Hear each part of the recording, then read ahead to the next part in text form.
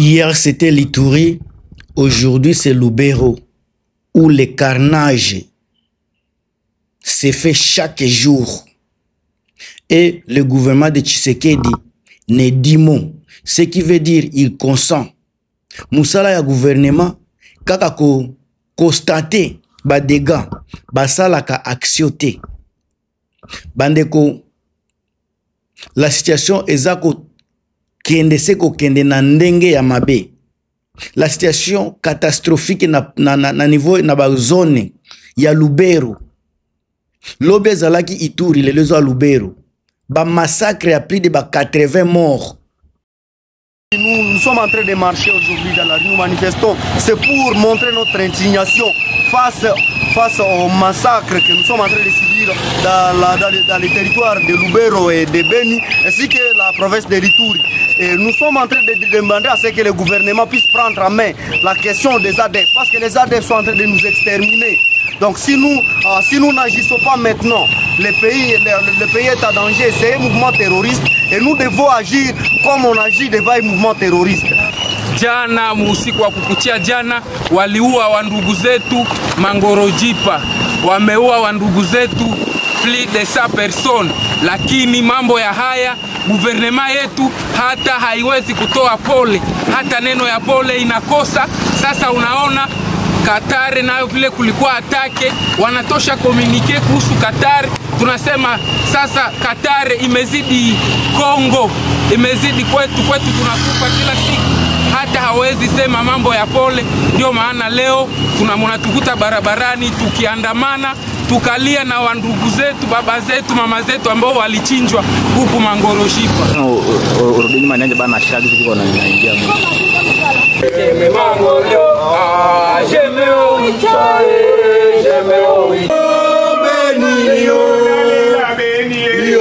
Nous proposons particulièrement au gouvernement central de se mobiliser équitablement sur la question des ADF comme il le fait à celle du M23 AFC.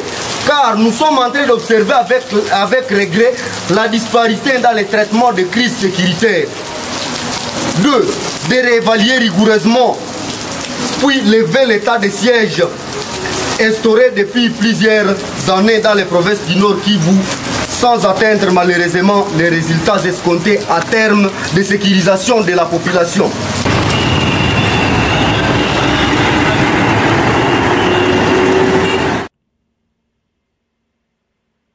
Moutaza kolobela yangote. Bonjour la famille, bino balandia chronique du Net TV. Merci kozalawana pona ko soutenir chaîne oyo.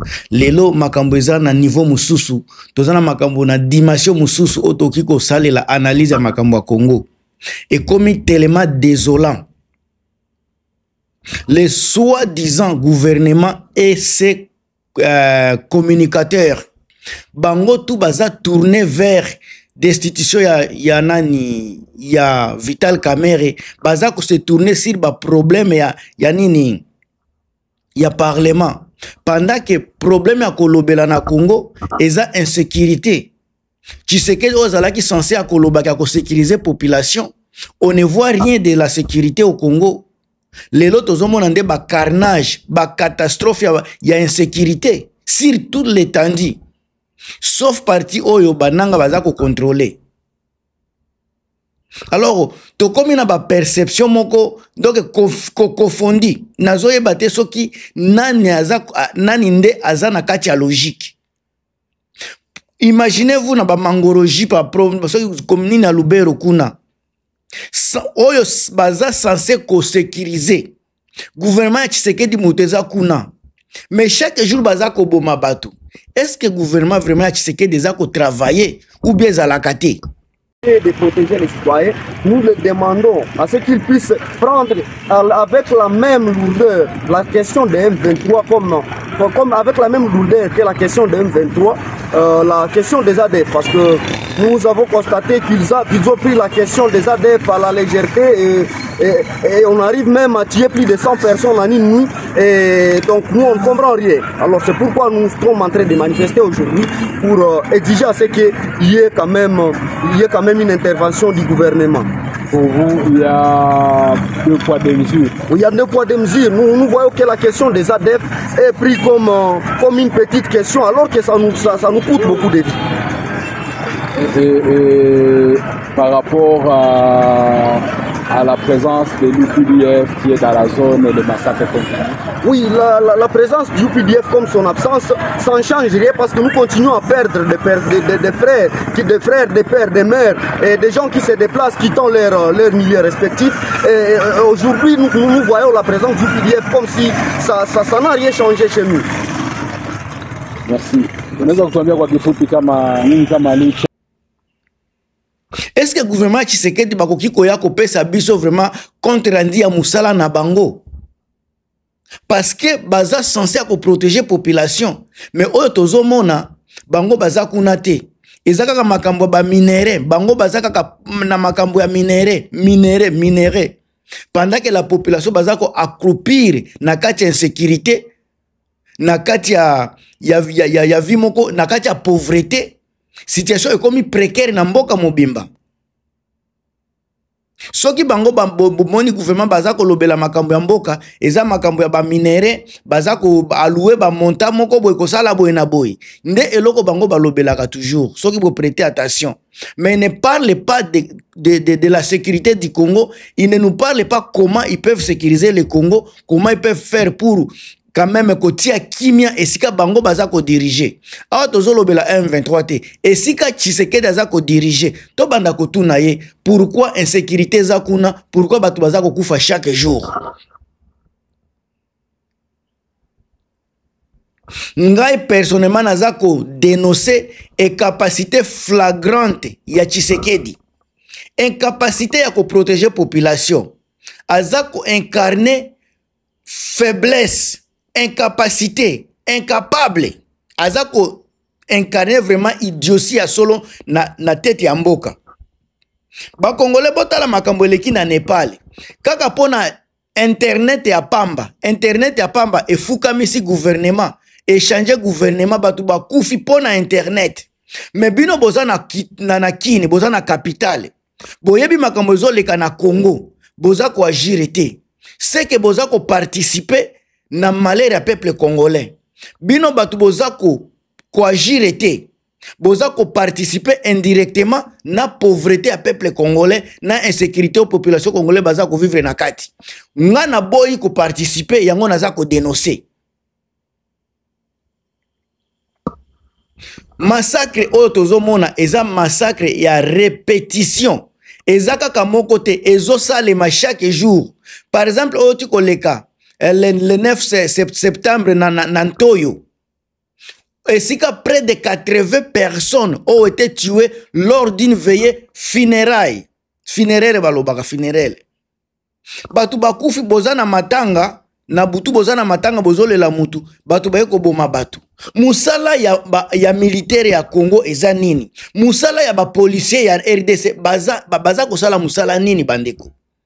Ceux qui baza incapable de protéger la population, mais beaucoup mona bango ko kende ko menacer batu na capitale kuna na Kisasa, batu ba melaka maite policier baza ko tia bango mal à l'aise.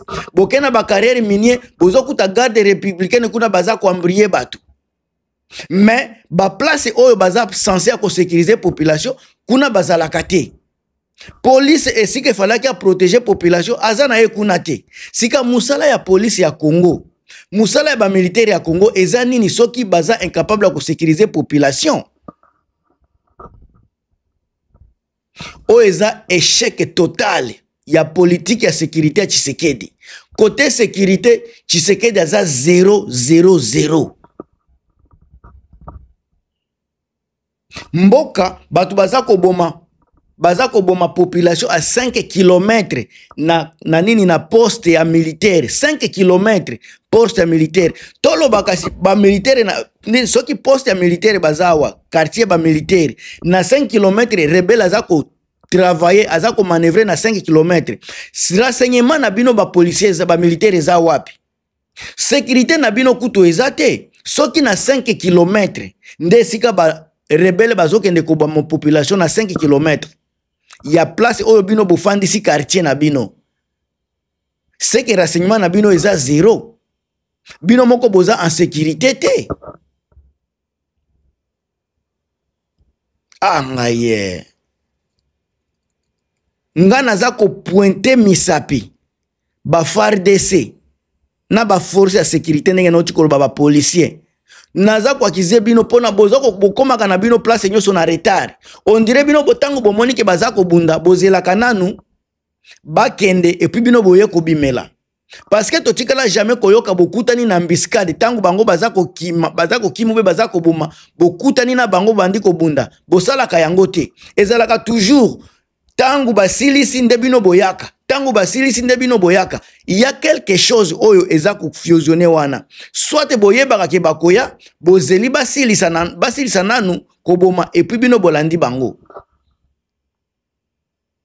eza eloko moko ya louche eza wana tango tozolobela makambo ya Congo il faut tango bobanda kotala kango na banaliso firme na liso mususu parce que na 5 km soki eza police ekutu te état major général ya ba militaire ya Congo ya FARDC baza ko boma batu na 5 km sika baza bobanda komituna sécurité na bango est-ce que ça a danger te parce que 5 km il fallait que bazala na renseignement na ba réseau wana nyonso il fallait que bazala capable ya ko gérer ba entité wana nyonso mais soki rebelle azakoya azako boma batu c'est que il y a quelque chose qui ne va pas na kati ya sécurité ya FARDC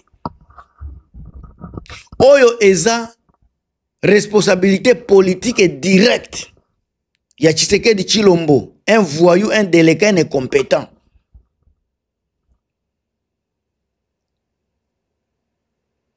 Soki boza incapable à prendre mesures concrètes pour éradiquer l'insécurité na mboka na biso, ya ko renforcer frontières, ya ko soutenir opération soki avec ba Ouganda obino bomemi na Congo, bango bazo sala pe eloko te ata mukolo moko te toyoka bango babomi ba ADF. Mais kaka biso ne tozo kufa. Sika ADF yango nani mutu aza koya kolanda bango, nani mutu aza koya kosilisa bango. Soki ba Uganda bango moko baza koya bazo kokate. Bino ba FARDC bozo kokate. Donc population bango moko ba mizwa a charge kasi.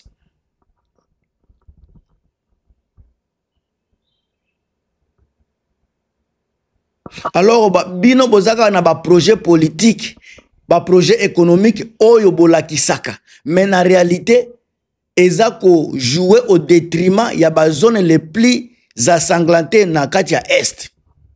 Bozola kisabiloko na bino projet à économie, projet à finance.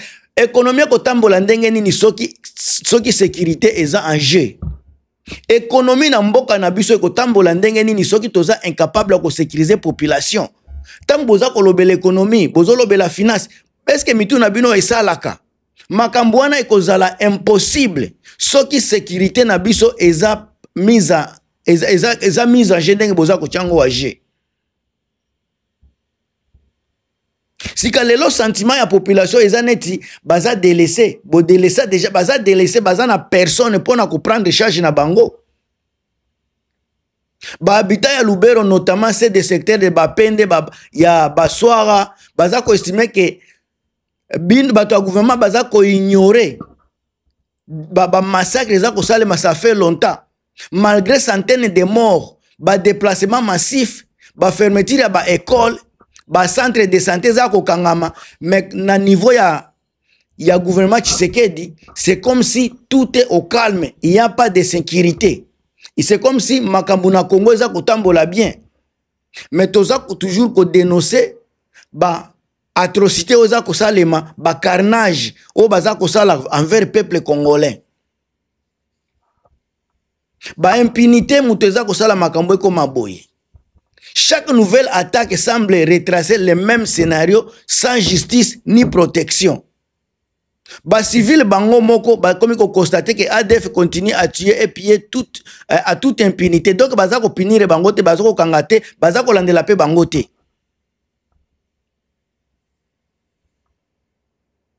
Alors ba makambu oyo bango bayaka koloba ya ba discours, peuple congolais n'a plus besoin de discours. Peuple congolais a commis na posa ya changement.